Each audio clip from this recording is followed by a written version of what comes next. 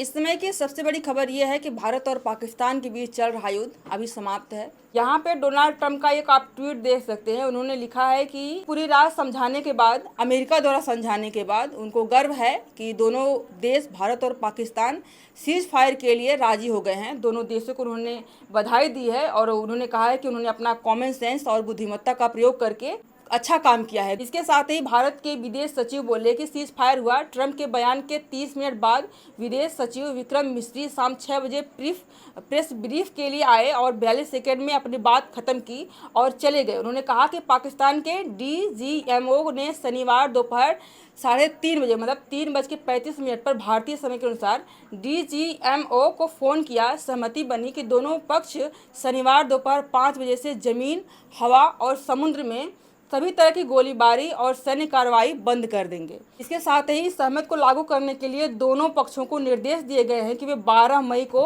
दोपहर 12 बजे के बाद फिर बात करेंगे और इसके बारे में पूरा ठोस डिस्कस करेंगे क्या करना है और कैसे करना है। मतलब युद्ध को आगे जारी रखना है या फिर यहाँ पे सुलह समझौता करके, मतलब जिस वजह से भारत पाकिस्तान पे हमला कर रहा था, युद्ध कर रहा था, क्योंकि यहाँ के जो 26 नागरिक मारे गए जो घूमने गए थे पहलगाम में, उनके बारे में क्या करना है, क्योंकि सारे आतंकवादियों को पनाह जो देने वाला है वो पाकिस्तान है। यहाँ पे पाकिस्तान ने भी सीज फायर की पुष्टि की है। पाकिस्तान के विदेश मंत्री इसाक डार ने कहा कि पाकिस्तान और भारत ने तत्काल प्रभाव से युद्ध विराम पर सहमति जताई है और पाकिस्तान ने हमेशा अपनी संप्रभुता और क्षेत्रीय अखंडता से समझौता किए बिना क्षेत्र में शांति और सुरक्षा के लिए प्रयास किया है। यहाँ पे अमेरिका के विदेश मंत्री मार्को रूबियो हैं। उन्होंने बुधवार रात पाकिस्तान के प्रधानमंत्री शहबाज शरीफ से भी और भारतीय विदेश मंत्री एस जयशंकर से भी बात करी है। उन्होंने दोनों देशों में तनाव को कम करने के लिए और दक्षिण एशिया में शांति स्थापित करने के लिए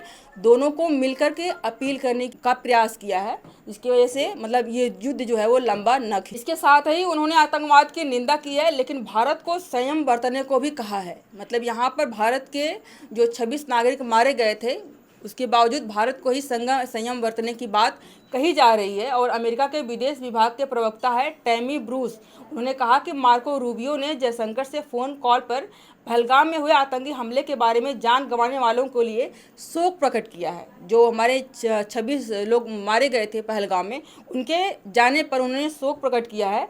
उन्होंने कहा कि आतंकवाद के खिलाफ अमेरिका भारत के साथ है। हालांकि उन्होंने यह भी सलाह दी है कि भारत जो इस हमले के पीछे पाकिस्तान का हाथ बताने और जवाबी कार्रवाई की मांग करने में सावधानी बरत रहे हैं। वहीं टैमी ब्रूस ने बताया कि प्रधानमंत्री शरीफ से फ़ोन पर बातचीत के दौरान रूबियो ने पाकिस्तान से 22 अप्रैल को कश्मीर में हुए हमले की निंदा करने और जांच में सहयोग करने को कहा है।